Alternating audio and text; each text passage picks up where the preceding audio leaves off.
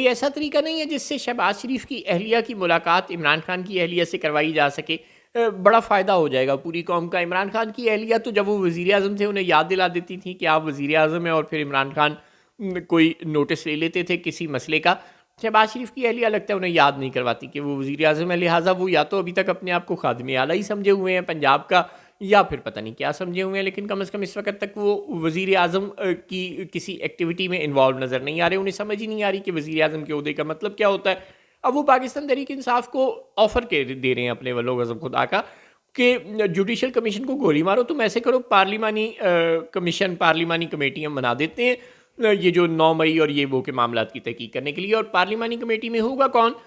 آدھے لوگ ظاہر ہے نون لیگ اور پیپلز پارٹی کے ہوں گے جو وہ کمیٹی بنے گی، اور آدھے لوگ فرض کر لیں اپوزیشن کے ہوں گے. اول تو ایسا نہیں ہوگا، اپوزیشن کو اس کے تناسب سے نمائندگی ملے گی، اور حکومت کے پاس چونکہ زیادہ نمائندگی ہوتی ہے، چونکہ وہ حکومت ہوتی ہے تو اس کو کمیٹی میں زیادہ نمائندگی ملے گی. یعنی 6 بندے کسی کمیٹی میں حکومت کے ہوں گے تو 4 اپوزیشن کے ہوں گے. لیکن چلیں ہم مان بھی لیں کہ 5 اپوزیشن کے ہوں گے، 5 حکومت کے ہوں گے. اور حکومت کے کون سے بندے جنہیں تحریک انصاف والے ایم این اے، ایم پی اے، سینیٹر مانتے ہی نہیں، جو بقول تحریک انصاف کے عوام کا مینڈیٹ چوری کر کے آئے ہیں. اور ہم سب کو پتہ ہے کہ ماڈل ٹاؤن میں مسلم لیگ نون کے ہیڈ کوارٹر کی لائٹیں تو آدھی رات کو بجھ ہی گئی تھی نا، اور پھر شہباز شریف کی گاڑی کسی نامعلوم مقام کی جانب اندھیرے میں گامزن ہو گئی تھی.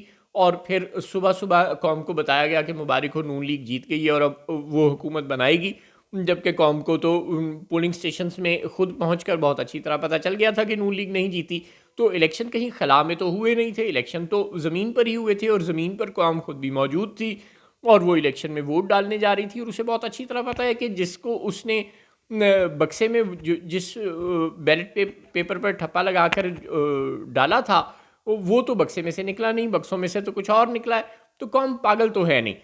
لیکن اس کے باوجود آپ کہہ رہے ہیں کہ اب آپ ایسے کریں کہ جن لوگوں کو آپ ایم این اے، ایم پی اے، سینیٹر مانتے ہی نہیں ہیں، آپ انہی کی کمیٹی سے اپنے مقدمات کا انصاف کروا لیں، انہی کو اس بات کے فیصلے کا اختیار دے دیں کہ 9 مئی کو کیا ہوا تھا اور 26 نومبر کو کیا ہوا تھا. تو اپنے والوں وزیر اعظم پاکستان صاحب آپ سے گزارش ہے کہ انصاف کا مذاق نہ اڑائیں. جو کرسی اللہ تعالیٰ نے آپ کو دی ہے، یا جو کرسی آپ کو غصب کر کے اہل قوت نے لے کر دی ہے، اس کرسی کا مذاق نہ اڑائیں، اس کرسی کی حرمت کا تھوڑا سا خیال رکھنے کی کوشش کریں.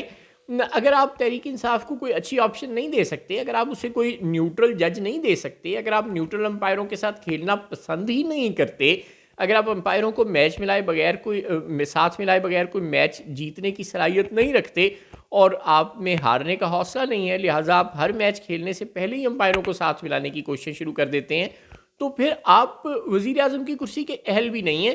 پھر آپ ایسے کریں کہ اہل قوت سے درخواست کریں کہ کسی اور کو سلیکٹ کر لیں اور آپ گھر چلے جائیں.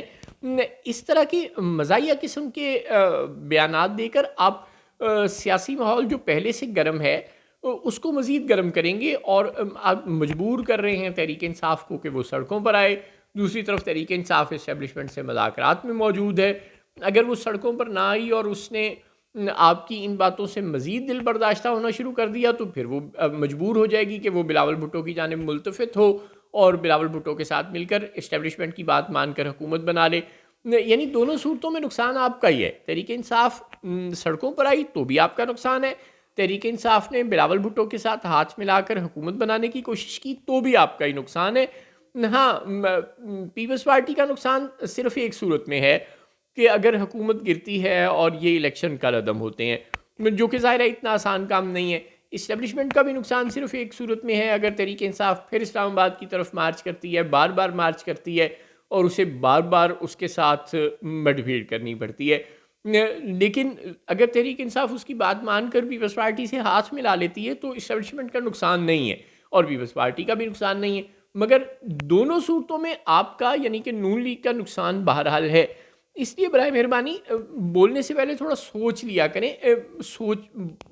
کوئی حرج نہیں ہے اس میں، اور اگر آپ اس کرسی سے انصاف نہیں کر سکتے تو رضاکارانہ طور پر یہ کرسی بلاول بھٹو کو پیش کر دیں اور اس کے اتحادی بھی رہیں.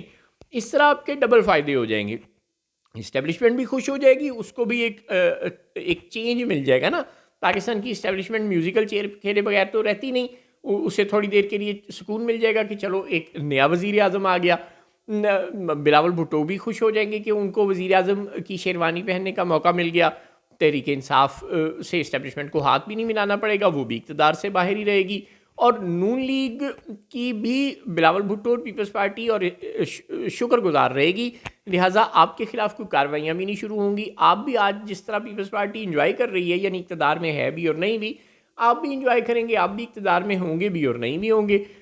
تو یہ تیسری آپشن پر پھر غور کر لیں.